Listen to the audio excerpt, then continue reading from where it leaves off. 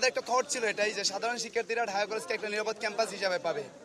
সেক্ষেত্রে যখন আমরা ফার্স্ট ইয়ারে ভর্তি হই, আমি 2019, তো সেইখান থেকে হচ্ছে এই অবস্থা, এটা আমরা কখনো কল্পনাও করতে না। আজকে 5 বছর যাবত ঢাকা কলেজে পড়াশোনা করতেছি, ফলে আসা যাওয়াও ছিল, কিন্তু এই পরিবেশ এটা কখনোই এক্সেপশনাল না। আপনি দেখেন যারা হলে থাকে তারা তো আমারই বন্ধু, আমারই সহপাঠী। এখানে আমরা কি পাচ্ছি?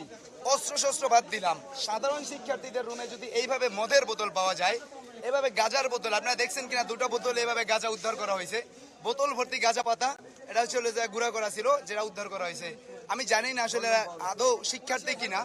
এবং হচ্ছে সবচেয়ে বড় কথা হচ্ছে যেটা, এই হলগুলো এতদিন দখল করে কারা ছিল, যাদের আদৌ কোনো ছাত্রত্ব নাই। আমি 19-20 সেশনের শিক্ষার্থী, আমি অনার্স 4th ইয়ার, আমার শেষের পথে। এই আন্দোলন না হলে হয়তো অনার্স শেষ হয়ে যেত, কিন্তু এখন আইডি কার্ড এখানে পাইলাম, যারা হচ্ছে 12, 13, 8, 9 সেশনের আইডি কার্ড আমরা পেয়েছি, যারা হলগুলো দখল করেছিল এবং অরাজকতা ছিল।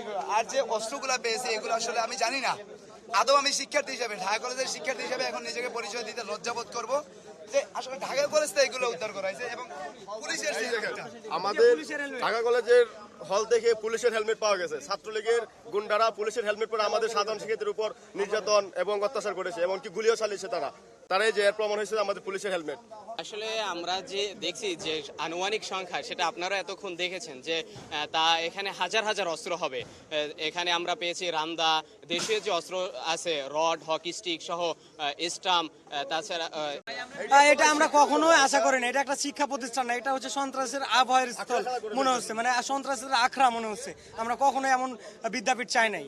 মানে দেখতে তো পাইলেন কি একটা বাজে অবস্থা তারা করছে, রামদা, হকি স্টিক, চেন থেকে সহকারে, মানে এগুলা অস্ত্র নিয়ে তারা অতর্কিতভাবে হামলা চালাইছিল সাধারণ শিক্ষার্থীদের উপর। আমরা যে দেখছি যে আনুমানিক সংখ্যা, সেটা আপনারা এতক্ষণ দেখেছেন যে তা এখানে হাজার হাজার অস্ত্র হবে। এখানে আমরা পেয়েছি রামদা, দেশীয় যে অস্ত্র আছে, রড, হকি স্টিক সহ স্টাম্প,